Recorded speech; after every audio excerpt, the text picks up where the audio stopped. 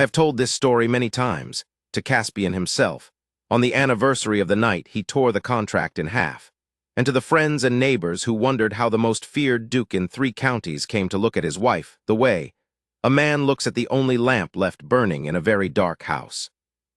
I tell it at dinner parties sometimes, when someone from London asks how the Duke of Dunville managed to secure such an admirable duchess, and gets 20 minutes of the truth instead of the anecdote they expected. I tell it because Caspian would begin somewhere in the middle, in the months when he was already changed and the walls had already come down, and he would leave out the contract, and the library and the drainage map, and the particular way she stood when she was thinking, which is to say he would leave out everything that actually matters. I am a Merrick Thane. I have been Caspian Ashfur's closest friend since we were 19 years old, thrown together at an estate in the north of England for a grouse season that neither of us particularly wanted to attend, and both of us endured with the same private irritation that passes, in men of that age and that temperament, for companionship. He was already the Duke of Dunville by then. His father had died the preceding spring, and he wore the title the way certain men wear a coat that doesn't quite fit, correctly without complaint and with no visible pleasure. I was the younger son of a viscount with enough money to be comfortable and enough freedom to find it inconvenient, and we suited each other immediately. He never required me to admire him. I never did except when it was warranted, which was more often than he knew. What I am saying is that I know Caspian Ashfur. I know what he looked like before Elise Barrow arrived at Dunville Hall, and I know what he looked like after, and the distance between those 2 versions of the same man is not subtle and was not quick. It was the kind of change that happens in a very cold winter, when the thaw comes not as a single warm afternoon, but as a slow, stubborn, day-by-day persistence of light, until one morning you look at what was frozen and find it is not frozen anymore. Before, he managed his considerable estate from behind a wall of correspondence he barely touched, stewards he barely trusted, and a social calendar he attended with the expression of a man who has agreed to appear at his own trial and will conduct himself correctly throughout. He had been engaged once to a woman of considerable family and corresponding ambition, who had accepted his ring and his attention for 14 months, and used both to secure her actual preference, a marquis with a warmer manner and a better house in a more desirable county. Caspian had not spoken of it in the 5 years since. He had returned her ring and closed the matter and not opened it again, and in the closing something had been built, not bitterness exactly, because he is not a man given to bitterness, but a careful architecture of guardedness, the kind that goes up quietly and settles into place and begins to look like character rather than defense. He would not be surprised again. He would not be opened again. He would manage his affairs, his estate, his necessary social obligations, and he would do it with precision and without the complication of being known by anyone who might use the knowing. The contract with the Barrow family was entirely his idea, and I will tell you plainly that I did not approve of it. He came to me in November in his study at his town house in Grosvenor Square and laid it out with the efficiency of a man presenting a ledger. Lord Barrow, a decent man whose faith in his own financial instincts had consistently exceeded his financial instincts themselves, had lost nearly everything in a series of investments that might charitably be called optimistic. The creditors had gathered. The Wiltshire house was sold. The estate income was gone. There were 3 daughters, and no dowries, and Lord Barrow was the sort of man who is too proud for honest petition and too broken for clear thought, which is the worst combination of qualities to have when one's family requires saving. Caspian had known Lord Barrow's elder brother once through a matter of honor, not financial, only the kind of debt that lives in a man's character rather than his accounts, the kind that comes from one person doing something decent for another at the right moment and never asking for acknowledgement. Caspian wanted to settle it. He also wanted, and here is the part that tells you something useful about his state of mind at this time, to manage the annual campaign his grandmother conducted on his behalf, which amounted to a sustained and creative effort to introduce him to suitable women in the hope that one of them might penetrate the wall he had built and persuade him to marry. A wife in name only would end that campaign. A wife from a family of reduced circumstances and no social leverage would have no expectations and make no demands. A wife installed at Dunville Hall, given a comfortable if quiet existence, and left to her own devices would trouble him not at all. He would not pursue an heir. He was not interested in that particular complication. He had a cousin who could inherit the title and was welcome to it. The wife, whichever daughter Lord Barrow selected, would be given a household allowance, addressed correctly in public, and kept in every material comfort. She would sign a document establishing clearly that she claimed nothing further from him, not his time, not his attention, not the expectation of any warmth. In return for her name and her silence, she would receive financial security, a settled life, and in the event of his death, the full use of the Dunville Dower House and a substantial annual income for the remainder of her life. "It is generous," Caspian said when he had finished the summary. "It is a transaction," I said, "with a human being." He gave me the look he uses when he considers that a point is obvious and has already been weighed. "She will be housed, fed, clothed well, given a settled income, and freed permanently from the creditors. Whatever other option exists for a young woman of no dowry and no prospects in the current market, this is materially better. It is not a marriage. It is legally a marriage. That is the point of it." I looked at him. I have known him long enough to understand when argument will work and when it won't, and November in his study was not the time. "All right," I said. "I will say nothing more about it today."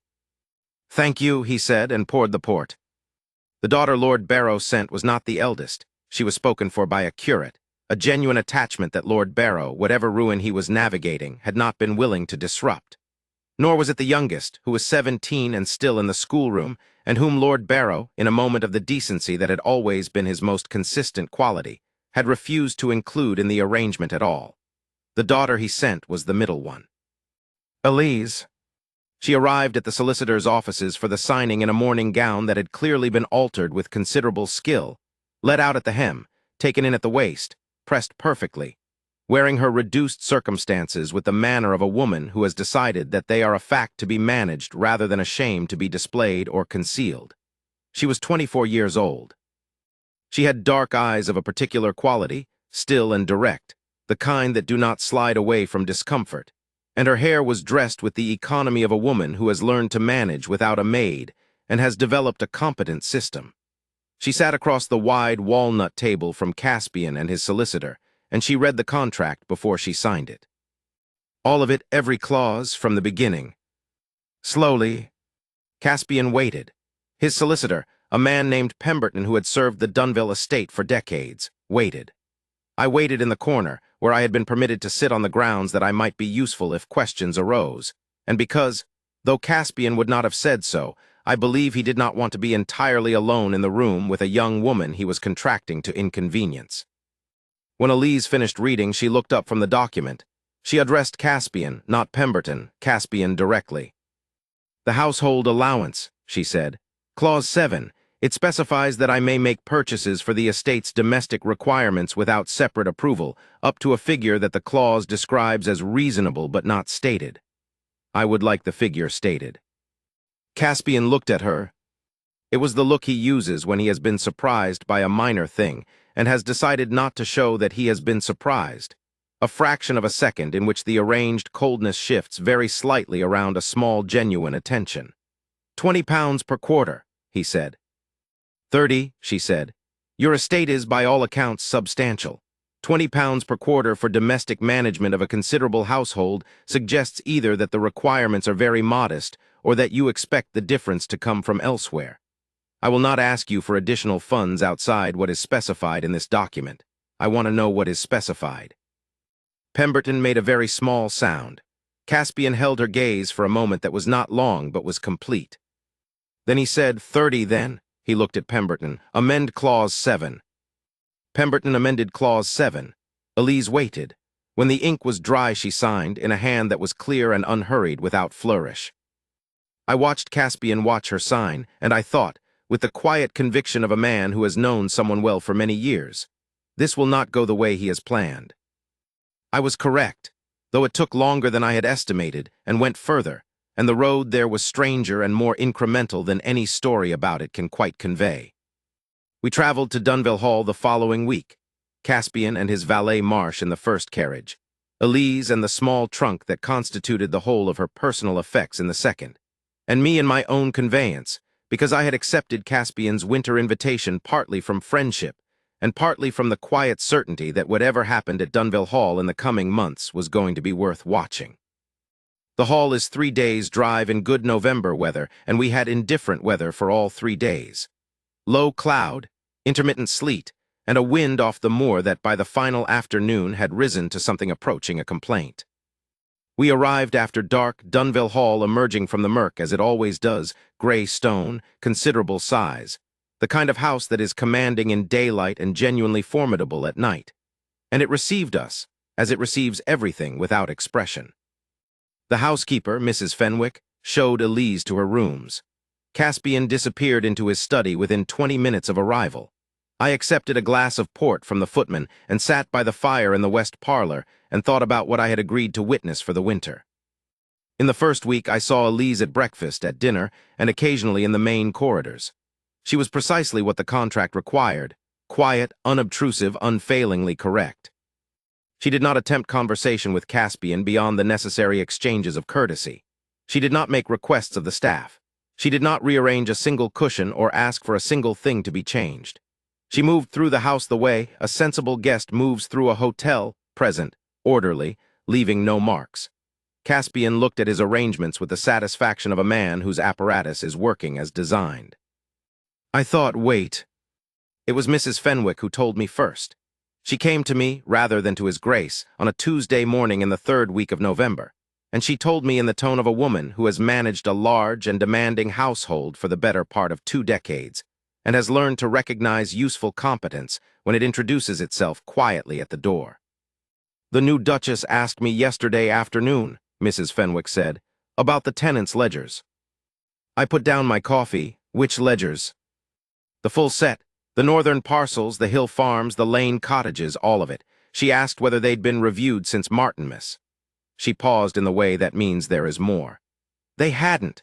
Mr. Ellison, the land steward, had been meaning to attend to them, but with his grace not in residence until this month, the schedule had drifted considerably."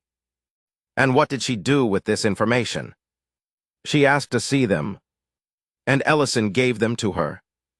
"He did, sir. She asked very pleasantly and didn't explain why she wanted them, which left him without a clear reason to refuse, and so he didn't." Mrs. Fenwick folded her hands. "I thought you might like to know." I thanked her and said nothing to Caspian. In the 2nd week of December, I took to passing the library at various hours of the day. The library at Dunville Hall is a large room on the east side of the house, good light in the mornings, a tendency to drafts at the far end where the oldest shelves stand, and a fire that is more decorative than generous, but that, with a good shawl and persistence, is adequate. I had assumed that Elise used it for reading, which she did. She was also, on several afternoons when I passed the half-open door, writing. Not personal letters, ledgers. The estate ledgers open on one side, sheets of her own notation on the other, and what appeared from the doorway to be correspondence of the formal variety. The kind that begins "Dear Sir," rather than anything warmer.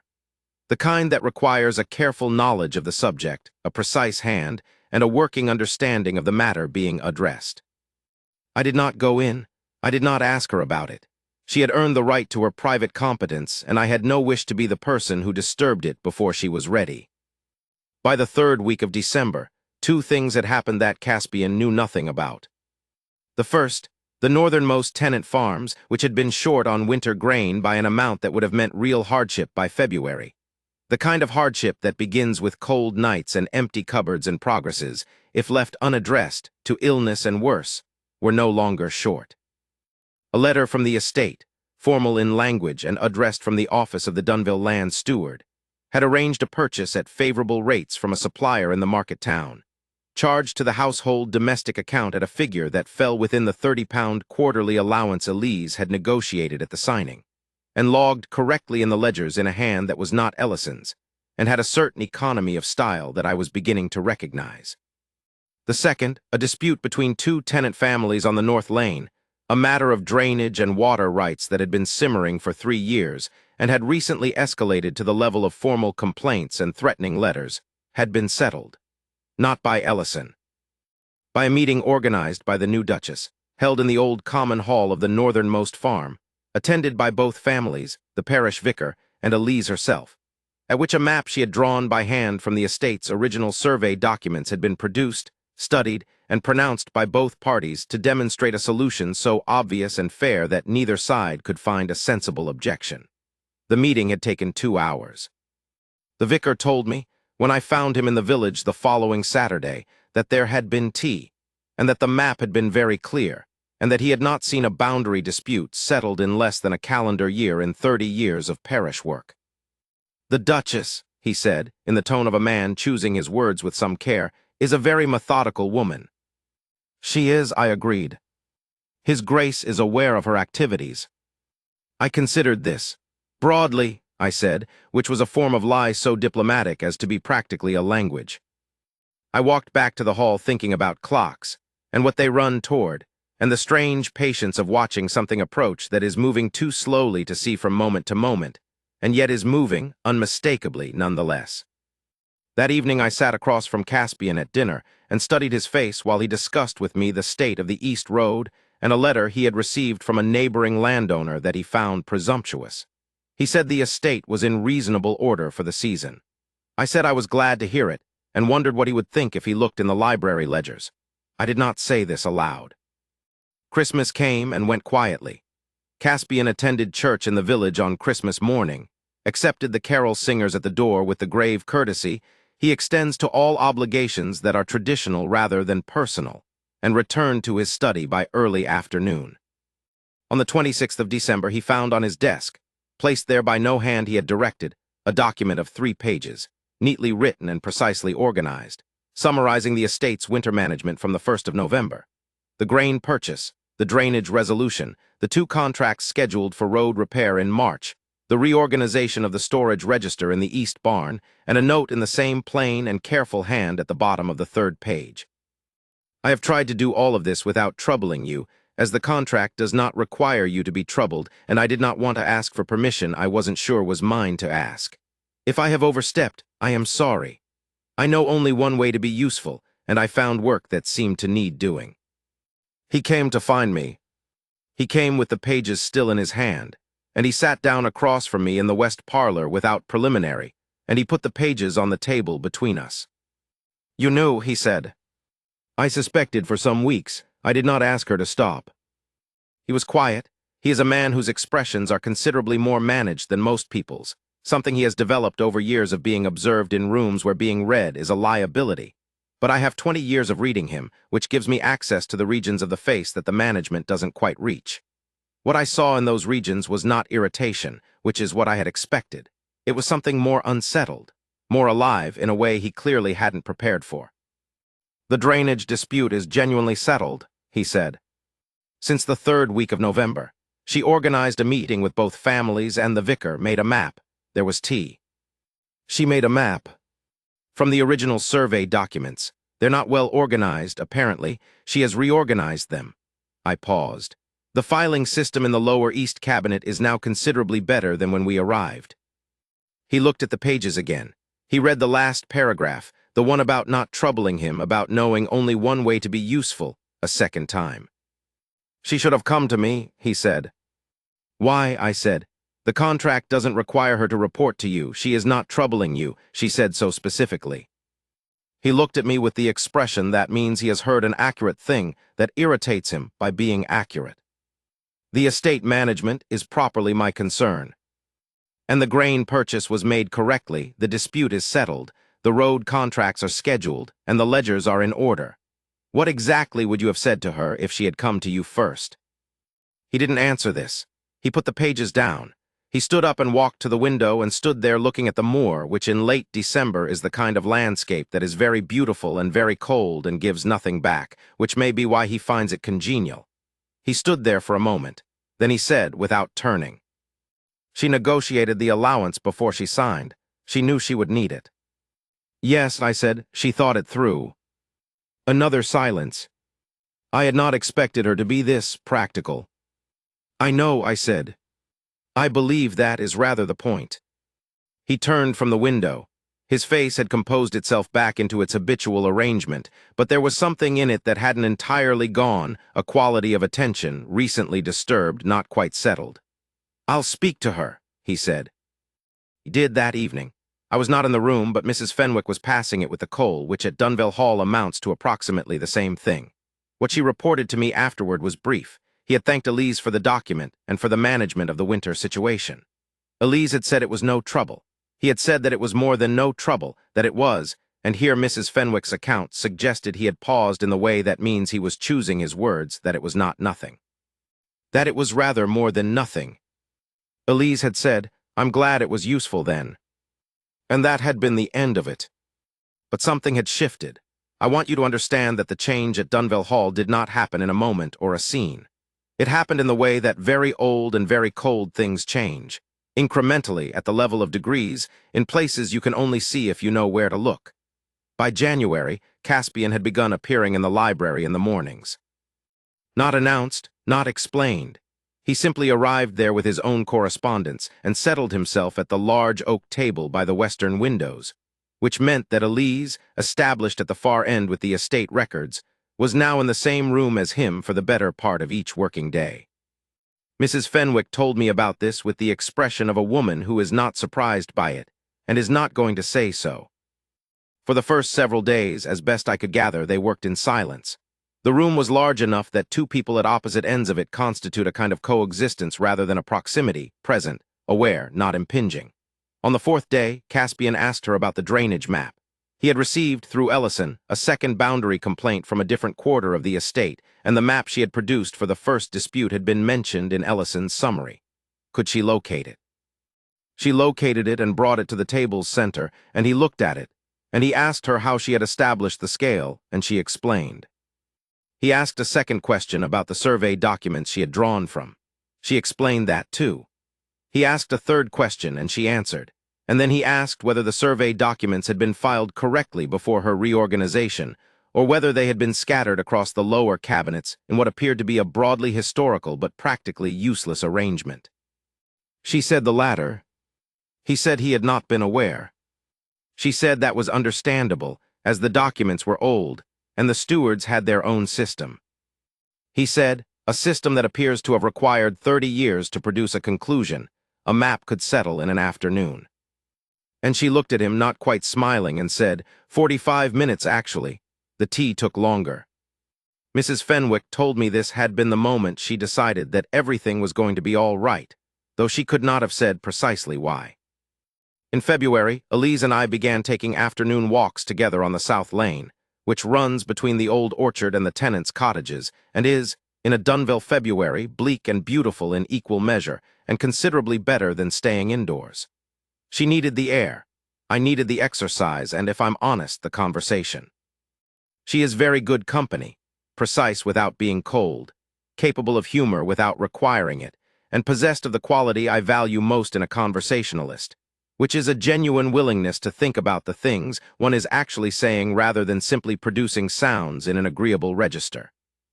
She told me about her childhood in Wiltshire, the house with the walled kitchen garden that she and her sisters had had the run of, the kind of summer that is very English and very particular, and that she described with an affection untainted by bitterness, even now that the house was gone. She told me about her father with warmth. She did not complain about her circumstances. She talked about them the way a capable woman talks about problems she has identified and is addressing, rather than the way a wronged woman talks about injustice she is accumulating. One afternoon I asked her whether she minded the arrangement.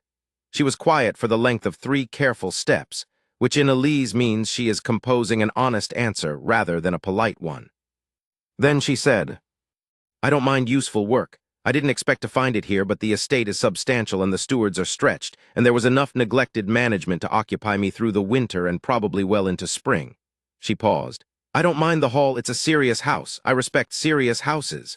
She paused again. "What I mind, if I'm honest, is not knowing what I am exactly. The contract tells me what I am on paper. What I don't know is whether I exist, in his mind, as anything beyond that." "What would you like to be?" I asked, "in his mind?" She turned to look at me. "Something," she said simply. "Not the contract, something past it, just something with a name that isn't the signed page." I thought about Caspian in the library. The fourth day and the drainage map. The particular stillness of his face when he read her note the second time, when he thought I wasn't watching. I thought about what I knew and what she didn't know I knew. I think, I said carefully, that you may already be that. He may not know it yet, but I think you're already something other than the contract. She held my gaze for a moment with those steady, dark eyes. You're not going to say more than that? No, I said. She laughed, quick and genuine, nothing performed, and we turned at the end of the lane and walked back toward the hall. By March, the library had acquired, through no formal agreement, the quality of a shared room. Caspian arrived each morning. Elise was already there. The papers on the table existed in distinct territories that had developed their own respectful borders.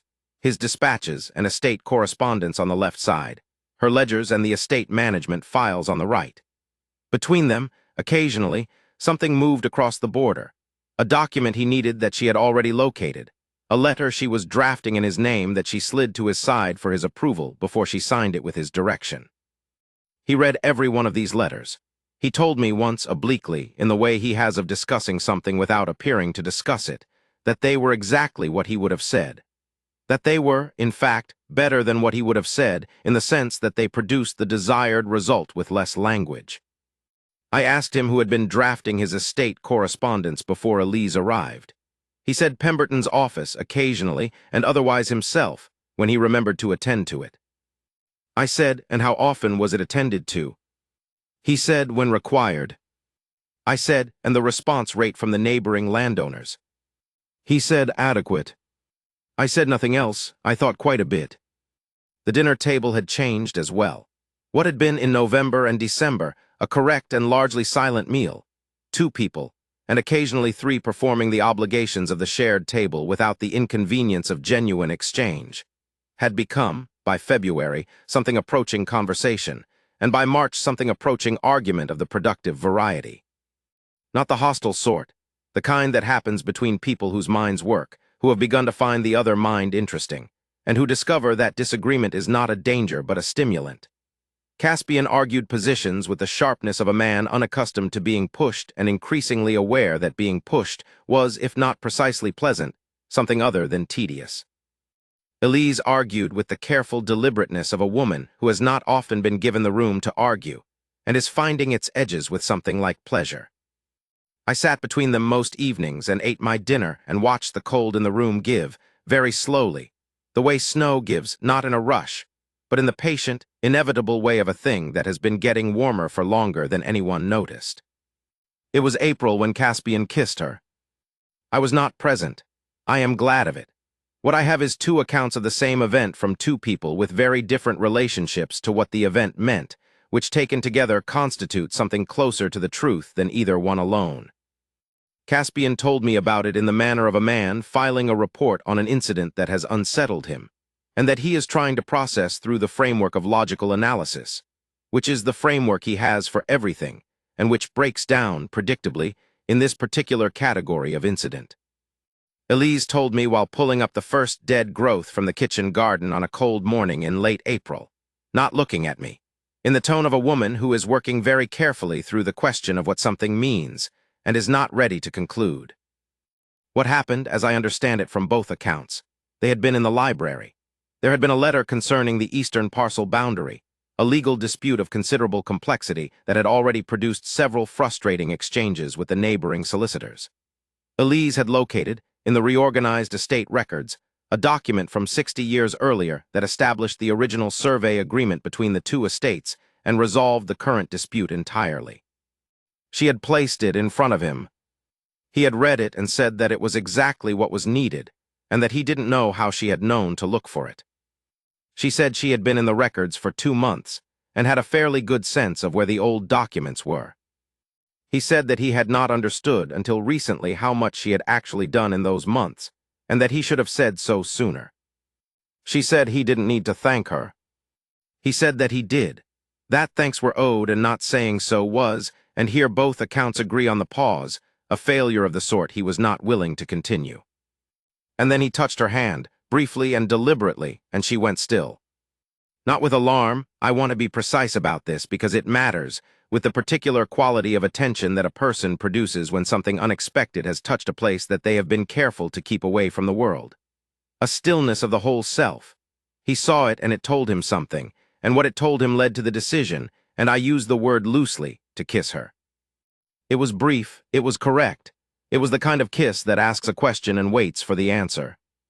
She did not move away. He drew back. He said, and this is the line that tells me everything about the state he was in, because it is so precisely the wrong thing to say, and yet the most honest thing he knew how to say in that moment. I apologize. That is not part of the contract. And she said, I know.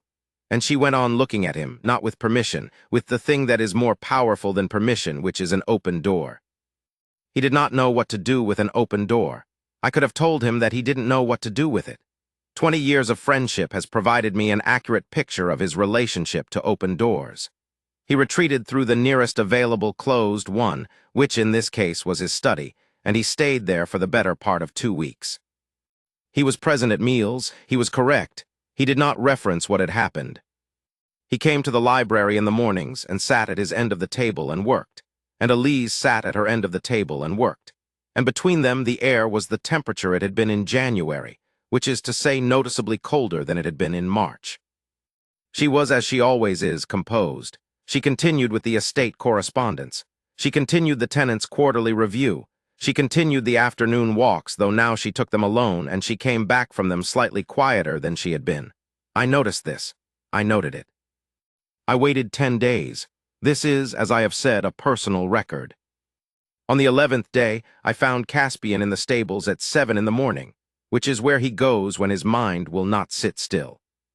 He was brushing one of the grays in the loose box, and there was a quality to the brushing that told me he had been there a while, and the horse was getting more grooming than it strictly required. You're managing this very badly, I said. He did not ask what I meant. She's not Helena, I said. I had not said the name to him in 5 years. She is not a woman who has spent a year treating you as an instrument for obtaining a better situation. She is a woman who read a contract designed to make her as small and inconvenient as possible, negotiated the one clause she needed, signed it, moved to your estate, and spent the winter running it, correctly, economically, and without one single request for acknowledgement. And now you've kissed her and retreated and left her standing in a doorway you opened, and then declined to walk through, and she will not ask you about it because she doesn't ask for things. She was trained by circumstances not to ask for things, and she has adapted to the contract's terms more thoroughly than you bargained for. And so she is going to continue being composed and useful, and you are going to continue hiding in your study, and this will become the permanent arrangement instead of something better. He was quiet. He put the brush down. What if I have misjudged what I feel? He said. Not a question, quite. The thing that has been conducting an argument with him in private and has finally been spoken aloud. When have you misjudged anything practical in your life? I said. Your horse management, your financial arrangements, your crop rotation, all correct. It is only in matters of the heart where your judgment has been wrong before, and that wrongness is perfectly explicable. You trusted a woman whose interest in you was instrumental, and the experience has given you a reflex of treating every subsequent woman as though she is also using you. Elise Barrow is not using you. The evidence against it is comprehensive and has been accumulating since November. She reorganized your filing system. She settled your tenant dispute. She managed your grain supply and your road contracts and your boundary correspondence. She has done all of this within the terms of an arrangement that required none of it, asked nothing of you, and she did it because, as she told me herself in February, she knows only one way to be useful. That is not a woman who is using you. That is a woman who is incapable of being in a house without caring for it, and she has been caring for yours for 5 months, and you have been too careful to notice until it was unavoidable, and now you're frightened, and I understand it, and I am telling you that the fear in this case is wrong. He stood with his hands still. He looked at the horse. She deserves better than what the contract offers, he said finally. Yes, I said, so offer better. I left him with the horse and went back to the house for breakfast. I ate it. I read the newspaper. I did not read the newspaper. I sat in the west parlor for a very long time and watched the April light move across the floor and waited. He came to dinner that evening with the look of a man who has settled something internally, which on Caspian's face is indistinguishable from his ordinary expression unless you know where to look, in which case it is quite distinct. He sat at the head of the table. He spoke to Elise about the spring maintenance schedule, specifically the East Road, specifically whether she had looked at the contractor's estimate that had arrived the previous week. She said she hadn't seen it. He said he would show it to her after dinner, if she would like to look it over before he responded. She looked at him, he held it. Yes, she said. All right. That was April. The thing that happened between April and June I can describe in its broad shape, but not in all its detail, because some of it I witnessed, and some of it I learned afterward, and some of it belongs to them and not to this account. What I can tell you is this: the library changed again, not back to the cold of January or the wary warmth of March, but into something new, a room that was comfortable in the way that a room becomes comfortable when both people in it have stopped pretending to be what they aren't. Caspian stopped managing quite so carefully at that end of the table. Elise, and I could see this happening slowly like the orchard coming into leaf, not all at once but steadily, stopped making herself small. They still argued. They argued about the East Road estimate and about a proposal from a drainage engineer that Caspian found excessive, and Elise thought was reasonable, and that turned out, when they had both made their case in full, to be both excessive on 2 of its 7 points and reasonable on the other 5, which was the conclusion they arrived at together one afternoon, and that produced a letter to the engineer that was, I thought, one of the better pieces of correspondence the estate had sent in some time. They walked the South Lane together on the afternoons when the weather permitted. I made sure to have something else to do on those afternoons. I am not a man who requires to be told twice. In May, there was a conversation at dinner about music, whether the old piano in the morning room might be worth having tuned, which led to a discussion of whether either of them played, which led to the information that Elise did, that she had learned as a child and had continued practicing through habit rather than ambition, that she found it useful for thinking. The piano was tuned the following week.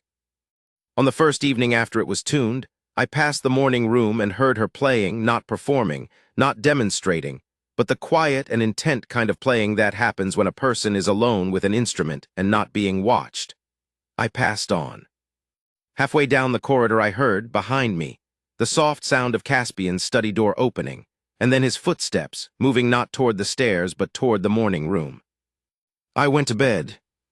By June, when the moor had gone properly green, and the evenings were long, and the north wind had settled into something almost mild, it was difficult to remember the house as it had been in November. Not because anything dramatic had happened, though the dramatic part was coming, but because the daily texture of Dunville Hall had changed so gradually and so completely that the November version felt like something from another season's account. It was the second week of June when the letter arrived from Pemberton's office in London.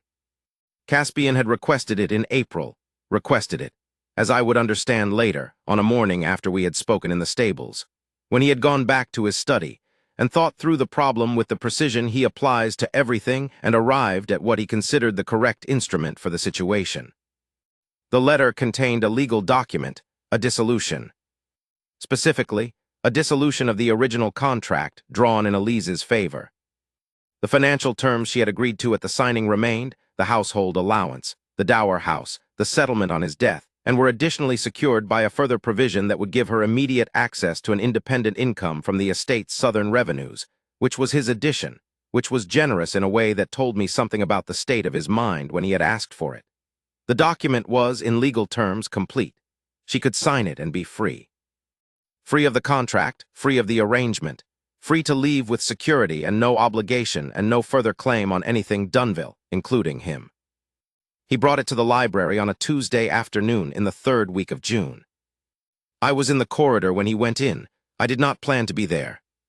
I was passing. The door was open its usual 3 inches. I stopped. He said, "I want to show you something." She said, "All right." The sound of papers. He said, "This dissolves the contract, all of it. If you sign it, you are free to leave. The financial terms from the original agreement come with you, and there is an additional provision, here, Clause 3, which I've added because it seemed right. The settlement is yours regardless of what you decide. I want that clear." A silence, long enough that I became aware of my own breathing. He said, "I had this drawn up in April. I want to explain why." A pause. "When I made the contract, I did not think. I had arranged it so that I would not think about what it meant for a person of intelligence and capability to be placed in a situation that was designed specifically not to need her. That was a failure of imagination, among other things." And then you arrived and you read the whole contract and you negotiated clause 7 and you spent the winter doing work this estate needed and that no one had thought to give you, and I've been thinking about what is owed. What I owe. This is what I could think of. Another pause. If you stay, it would not be on the terms of the contract. The contract would be void. What happens after that would be, I don't know yet. I would like to find out. But only if you want to find out, and this is meant to make sure that the choice is actually yours and not the contract's. The silence was so complete that I could hear the fire in the library grate, which is not a particularly expressive fire. Her voice, when it came, was steady, the way she is always steady, but with a different quality under the steadiness than usual. If I sign this and leave, she said, what happens to the East Road contracts? There are still 2 milestones remaining and the contractors have a question in about the stone specification. He said Ellison manages them. And the boundary dispute with the Calendar estate. We've drafted 3 letters and we're waiting for their solicitor's response. Someone needs to be here to receive it and know the background. It can be managed. And the drainage engineer's revised proposal. He's sending it this month, and I want to review it before it goes to you because the last one had 2 errors in the calculations. Elise, his voice had changed. Not the managed version, not the arranged version. The version underneath those versions, the one that comes out in the stables at 7 in the morning when a man is done being careful. I am not asking you to leave. I am giving you the choice of leaving. There is a difference. I would not have you stay because the contract says so. I want you to understand that. Another long silence. Then the sound of movement, a chair, steps. I moved very slightly and looked through the 3-inch gap in the door. She was standing. Her hands were at her sides in the thinking stance I know, perfectly still, considering something with her whole body. She was looking at him. He was standing across the table, the pages on the surface between them, and he was looking back at her in the way he had begun to look at her sometime in March, and had been looking at her ever since, which is to say, with the look of a man who has stopped looking at someone with his management in place and has started looking at them with his actual face. What are you asking then? She said. He came around the end of the table. He stopped when he was near enough that the table was no longer between them. I am asking whether you would like to stay, he said. Not on the contract, on different terms, on I don't have a clean way to say this. Then say it without the clean. I heard him take a breath. He does not ordinarily take audible breaths. He has trained himself out of them. I am asking, he said, because I have been in this library every morning since January, and the mornings when you are not here are considerably worse than the mornings when you are. Because the estate is in better order since November than it has been in a decade, and that is entirely your doing. Because you told me in a note at Christmas that you know only one way to be useful, and I have spent 5 months discovering that your way is the most, that it is exactly the right way. Because you argued with me about the drainage engineer's estimate on a Tuesday, and you were right about 3 of the 5 points, and I went back to my study after and thought about it for an hour before I admitted it. Because I kissed you in April and then retreated like a man who has never learned anything, and I have been trying to come back from that retreat for 6 weeks, and this is me coming back from it. He paused. I want you to stay. I want you to stay because I want you to stay, not because the contract requires it. Because I find that I am unable to think about your leaving without a degree of discomfort that exceeds anything I had anticipated when I designed this arrangement, which tells me that I designed the arrangement without understanding what it would become, and what it has become is something I did not plan for and cannot now imagine not having. Another pause. I am aware that this is not very elegantly said. She looked at him. In the 3-inch gap of a library door in June, I watched her face, which was doing the thing that her face rarely does, moving through what it actually felt rather than what she had decided to show. It was, for a moment, entirely unguarded, and then she said, It is very well said, actually. He looked at her. I would like to stay, she said. On different terms. He reached across and picked up the dissolution document from the table. He held it for a moment. Then he tore it, one clean, deliberate tear, straight down the center, and put both halves down on the table and left them there. I moved away from the door and went to the west parlor and poured a glass of port and sat by the fire and did not read anything for a considerable time. I sat there with the late June light coming through the window and the sound of the moor very faint outside, and the house very quiet around me, and I thought about the November evening when we had arrived in the dark, the cold gray stone, the wind off the moor, a woman in an altered gown reading a contract by the light of a single lamp, and I thought, well then. At dinner that evening, Caspian stood when she came in, not the habitual half-rise, entirely to his feet, the way a man stands when the entrance of a specific person means something to him. He held her chair. He had never held anyone's chair in the 11 years Mrs. Fenwick had been serving his dinners, as she told me afterward, and she had been in service for 32 years before that. I looked at my plate and thought that the port was excellent, and that the evening had gone precisely as it ought. The next morning Caspian called the household together. Mrs. Fenwick, Ellison, the footmen, the maids, the cook and her assistant, the kitchen maid, the valet, the groom who happened to be crossing the yard and was waved in. He assembled them in the great hall, which is a room that has seen a great many formal occasions over the considerable history of Dunville Hall, and most of them more ceremonious than this one, but none, I would argue, more consequential. Elise stood beside him. She had not been told this was happening. I could see it in the slight widening of her eyes as the staff gathered, the perfectly controlled quality of her stillness, the expression of a woman who has learned to hold steady when she doesn't know what is coming. Caspian said without preamble, because preamble is not his nature, I want to say plainly to everyone in this house that the Duchess of Dunville is the Duchess of Dunville in full, and not as a courtesy. She has the authority of this estate in all matters of domestic management and tenant care. Her instructions are to be followed as mine. She is to be addressed accordingly and treated accordingly in all things. He paused. The pause lasted long enough that the hall was entirely still, and then he said, in the quieter register that means the management has come down, I also want it known that I am grateful she is here. When she arrived, I had arranged things so that she would not need to be here in any real sense, and she was here anyway in every real sense, and the estate is in considerably better condition for it. I want that said. I want it on record in this house. Mrs. Fenwick made a sound that she would characterize as clearing her throat. Elise stood still. Her face was doing the unguarded thing again. For a moment, a very brief moment, she looked like a woman who has been seen entirely and knows it. Then she composed herself. She turned to him. He offered her his arm. She took it. They walked out of the great hall together through the main door, into the June morning, the moor stretching away green and vast to the north, the sun for once unimpeded, and I stood in the hall among the assembled staff and thought about November. The cold and the dark and the contract, and the woman who had read every clause of it and negotiated the one she needed, who had arrived with a single small trunk, and the conviction that there is always something useful to be done if one knows where to look. I left Dunville Hall in October, when the rains came in and the moor went the color of late autumn. Caspian walked me to the carriage, which he does not do as a rule. He is not a man for ceremony at the door, and we stood in the yard for a moment with the autumn smell on the air. She is good for you, I said. Yes, he said. I know you know. I know. He was quiet for a moment. Then, with the specific difficulty of a man who finds this kind of thing difficult, Thank you, for April, for the stables. I said there was nothing to thank me for, which we both knew was a diplomatic lie, and I got in the carriage and went home. I tell this story still.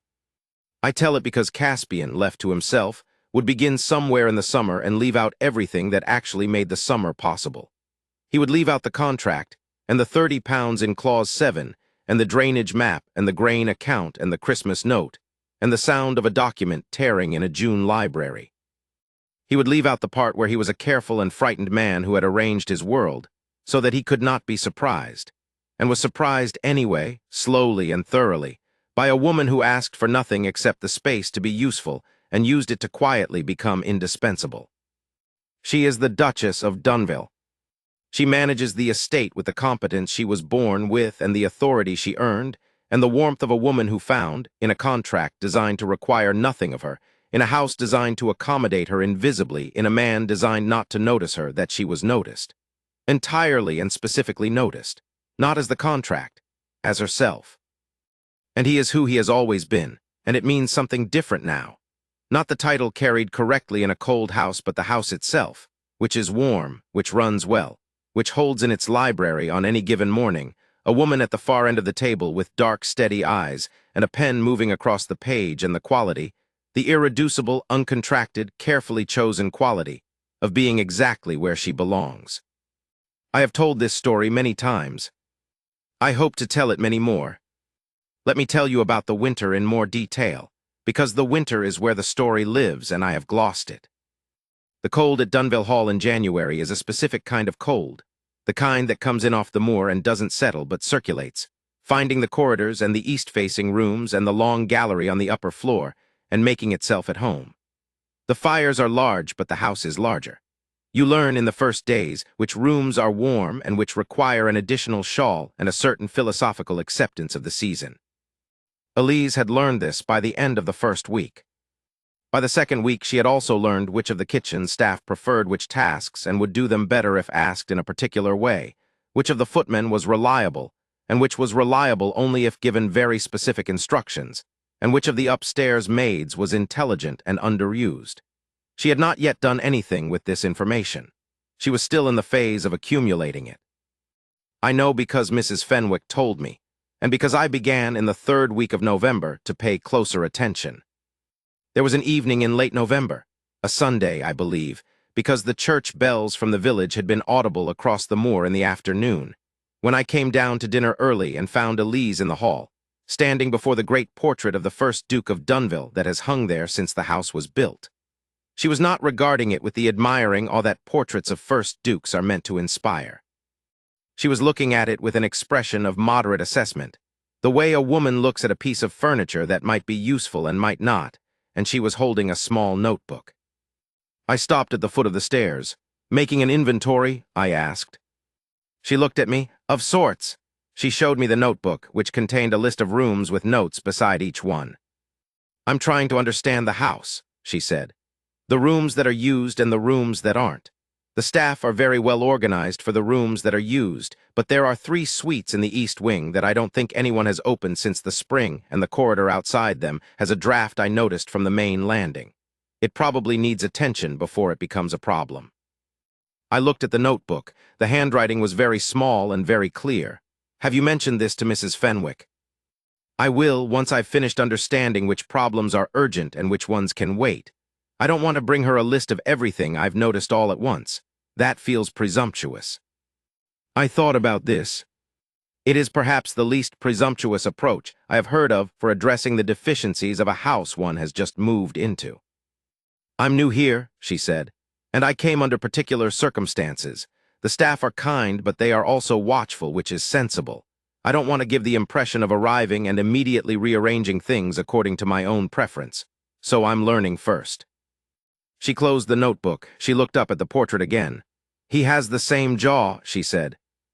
"The first Duke," I said, "and Caspian." "Yes," a pause. "The same set to it, unhappy about something, determined not to show it." I looked at the portrait. I had never noticed this. "That is very perceptive," I said. "I have 3 sisters," she said. "You learn to read faces." She went to dinner and I followed her, and across the table Caspian sat with the set jaw she had identified, eating his soup, and I thought about the notebook in the East Wing corridor, and about what it means to move carefully in a house that is not yet yours, and to learn it before you change it. In December, she began the record's reorganization. This was a larger undertaking than I had understood from Mrs. Fenwick's initial account. The estate records at Dunville Hall were housed in the lower east cabinet, 3 tall presses of old walnut, each containing 6 deep drawers, holding the accumulated documentation of the estate's management across roughly 120 years. They had been organized, originally, by a system that was logical in its own terms, roughly chronological within each subject category, with subject categories assigned by the stewards who had served in each generation, and therefore varying in name and granularity across the decades. The result, by the time Elise opened the first drawer in early December, was a system that was neither chronological nor categorical, but some deteriorating hybrid of both, which preserved the documents while making them difficult to use. She told me about this in one of our February walks. She described it with the mild exasperation of a woman who takes a certain professional pleasure in the problems of organization and finds particularly avoidable problems more interesting than simply avoidable ones. She had begun with the oldest documents and worked forward, creating a new index as she went, a leather-bound register that lived in the top drawer of the left-hand cabinet and that cross-referenced each document by date, subject, the parties concerned, and a summary of 3 sentences or fewer. 3 sentences, I said. Why 3? Because if I can't say what a document is about in 3 sentences, I haven't understood it well enough to file it correctly, she said. And if I don't understand it, someone else looking for it won't be able to find it either. I thought this was, in a compact way, a description of her entire approach to everything. The boundary document you found for the Eastern dispute, I said. How long did it take you to find it? About 20 minutes, she said. It was in the 3rd drawer from the bottom of the right-hand cabinet, between a letter about a disputed hedgerow and a survey of the North Pasture. In the original system, it was misfiled under General Legal Correspondence, undated. In the new system, it is under Property Boundaries, Eastern Parcels, 1799, Ashfur Calendar. And the hedgerow letter? Livestock Management, Neighboring Estates, 1803. She smiled, which she does with the economy she brings to everything else, precisely the amount of smile the moment calls for, no more. It is a much better system. It is an excellent system, I said. Have you told him? She glanced at me. He knows the records exist. He doesn't need to know how the cabinet is organized. He might, I said, benefit from knowing that someone has spent considerable effort making his estate easier to manage. She was quiet for a moment. He arranged this marriage so that he wouldn't need to think about me, she said, not bitterly, factually the way she addresses most things. I'm trying to make sure that is true, that he doesn't need to think about me, that everything runs without requiring his attention. That is what I understood the arrangement to require. Another pause. I didn't expect to care about the estate, but I do. I care whether the tenants are warm in winter, and whether the road holds in the spring, and whether the drainage is correct. I didn't plan to, but it turns out caring is not something I cannot do. I thought about this for the rest of the walk and most of the evening. The spring arrived at Dunville Hall the way spring arrives on the moor, reluctantly, in fits, the green coming up through the gray in patches and then retreating when the frost returned, until sometime in late March it stopped retreating and stayed. The orchard showed the first buds. The tenants' lane, which had been mud since November, began to firm. The East Road contractors arrived for their first assessment and produced a report that Elise read in the library and then brought to Caspian at his end of the table with 3 passages marked in pencil. Not the stone specification errors she had been watching for, but questions about the underlying drainage plan that she thought were worth raising before the work began. He read her marks, he looked at the passages. He asked her to explain the second one, which was the most technical. She explained it. He asked a question. She answered. He asked another question. She answered that one too and drew a quick sketch on the margin of the page to illustrate the drainage angle she was concerned about. He looked at the sketch. He looked at her. You've been looking at drainage plans for the better part of a year, he said. Since November, she said. The tenant dispute was a good introduction. Where did you learn to read them? She considered this. My father had a great deal of correspondence about drainage, she said. He was not very good at reading it, so I read it for him when I could. I was better at it than he was, which I tried not to make obvious. A pause. He was very good at other things. There was a quality to this pause, the way she spoke about her father, the warmth and the practicality of it combined, that I noticed, from my end of the table, as the kind of moment that does things to people whether they intend it to or not. I watched Caspian's face very briefly. He was looking at the sketch. There was something in the looking. He said, the second concern is valid. I'll have Ellison raise it with the contractor before the work begins. The first one might be valid too, she said. I'm less certain about it. Write it up, he said. What you're uncertain about and why, I'll look at it. She wrote it up that afternoon. He took it to his study. He came back to dinner and said, between the soup and the fish, that the first concern was also valid and that Ellison would address both, and that the contractor was going to be required to revise the plan before the estate would authorize the first payment. Elise said, good. That was March. May was different again. By May they had been in the library together every morning for 4 months, and the room had settled into a companionship that neither of them had named and both of them knew. The papers still maintained their territories, his left, hers right, but the border between them had softened. He pushed things across it without ceremony. She received them without ceremony. There was a shared pot of tea that appeared every morning at 10, which neither of them had requested, but which Mrs. Fenwick had instituted on her own initiative, and which both of them had accepted without comment. which tells you something about the state of things by May. He read things aloud sometimes when a letter struck him as particularly absurd or particularly requiring a second opinion, which is a thing he had not done before November in my experience of him. She listened and said what she thought, which was consistently worth listening to. He said what he thought, which was consistently precise and occasionally wrong in ways that surprised him when she pointed them out, and that he corrected without difficulty, which told me that his ego on questions of estate management was considerably less rigid than on questions of social arrangement. On a Thursday afternoon in May, he came back from a visit to the North Farm, the first he had made since arriving in November, which was itself something worth noting, and found her at her end of the table writing, and he stood in the doorway for a moment before he came in, and when he came in, he said, "The Carver family's situation has improved." She said, "I know." He said, "You arranged it." She said, "Ellison arranged it. I suggested it to Ellison." He said, "He tells me you suggested it in November and followed up in March and checked the grain account in April." She said, "Yes." He said, "The Carvers have been on this estate for 6 generations." She said, "I know. Mrs. Fenwick told me." He looked at her. She went on writing. He sat down at his end of the table and picked up his own work, and they sat in the afternoon light with the moor visible through the long east window and the tea going cold between them, and I thought, watching from the corridor through the gap in the door, that there are some rooms in which something is so evident that the only question is how long the people in it will take to say so.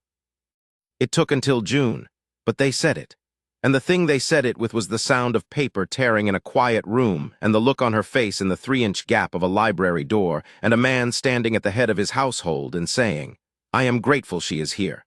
I want that on record." I want it on record too, all of it. The contract and the Clause 7 and the drainage map and the grain account and the notebooks in the East Wing corridor and the 3-sentence summaries in the leather register and the sketch in the margin of the contractor's report and the Carver family's grain supply and the sound of paper tearing. I want it on record because that is the story, and the story is worth telling whole. He did not know how to be surprised. She arrived and surprised him anyway. She is worth every word of it. There is one more thing I want to say, because it is the thing that people ask about most when I tell this story, and it is the thing that is hardest to answer in a way that sounds like an answer rather than a feeling. They ask, when did you know? When did you know that it was real, and not simply 2 people managing an uncomfortable situation with unusual competence? And I have to think about it, because the honest answer is that I knew before either of them did, and I knew it in a very small moment that most people would not notice. It was January, 3 weeks after Christmas, perhaps 4. We had had a cold snap on the moor, the kind that arrives without ceremony and settles in for a week, making the windows opaque with frost in the mornings and the lanes treacherous in the afternoons. Caspian had been in the library all morning. I had been in the west parlor. Elise had been, as far as anyone knew, in the library with him. At noon I went to ask whether they would take luncheon in the dining room or preferred trays, as the cold made the walk through the east corridor more trouble than it was worth. I went to the library door. I pushed it open, 3 inches, 4, and looked in. He was at his end of the table. She was at hers. The fire was higher than usual. Someone had added coal, which neither of them would have thought to ask for, but which Mrs. Fenwick had apparently anticipated. The room smelled of tea and paper and the particular cold weather smell of a working fire in an old grate. Both of them were reading. Neither of them had spoken, as far as I could tell, in some time. That was all. That was the moment. But the thing about the moment was the quality of the silence. I have been in rooms with Caspian when he was silent, and there was a person also present, and the silence is always the silence of a man tolerating a presence that does not quite impinge. And I have been in rooms with Elise when she was silent, and her silences are the silences of a woman thinking, which is a different quality, intent, turned inward, occupying the space around her with a kind of invisible industry. The silence in the library that January noon was neither of those. It was the silence that happens between people who are not aware of needing to speak, because the presence of the other person is not a presence to be managed or tolerated or even particularly accommodated, but simply a fact of the room, the way the fire is a fact, and the frost on the window, and the tea going cold on the tray between them. They were simply there, together in the way that people are together when they have, without deciding to, become part of each other's ordinary. He looked up when I pushed the door and he said, "Trays, I think it's cold enough." She looked up a moment later. She does this. She finishes the sentence she's on before she surfaces from a page, and she said, "Yes, Trays, thank you, Americ." And that was all. I went to find Mrs. Fenwick. I told her Trays in the library, please, and I went back to the West Parlor and I thought, well, there it is. People who hear this story want the moment to be more dramatic. They want it to be the kiss in April, or the torn paper in June, or the standing at the head of the household in the Great Hall. And those moments were real, and those moments mattered. But the moment I think of, when I knew, is the January noon and the frost on the window and the silence that was not managed, and the tea tray between them that neither of them had ordered, and both of them had accepted as natural, and the way he said, "Trays, I think it's cold enough," not consulting her exactly, not asking her permission, but including her in the decision the way a man includes a person whose preference matters to him without having told himself that it does yet. That is the whole of it. That is the thing you cannot quite put in the summary at the dinner table when someone asks how the Duke of Dunville came to marry as he did, because it is not a summary. It is the thing itself, which lives in the small details and the cold mornings and the 3-inch gaps indoors and the silence between two people who have not yet said so, but already are. He arranged a marriage in November and designed it carefully to mean nothing. She arrived in November and it began, slowly and inevitably, to mean everything.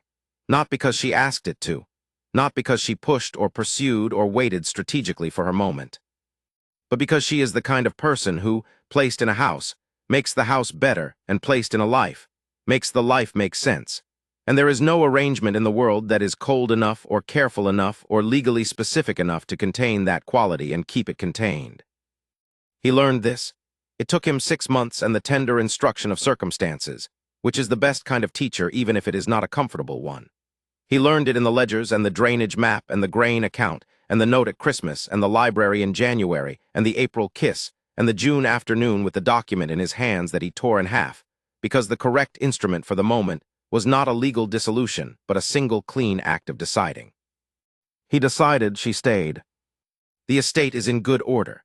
The winter is coming again, and the grain is arranged, and the east road is finished, and the boundary dispute is long settled, and somewhere in the library at Dunville Hall, on a cold afternoon in October with the moor going amber outside the window, a man and a woman are sitting at opposite ends of a large oak table with papers between them and a fire at their backs, and neither of them is managing anything at all. I have told this story many times. It gets better every time,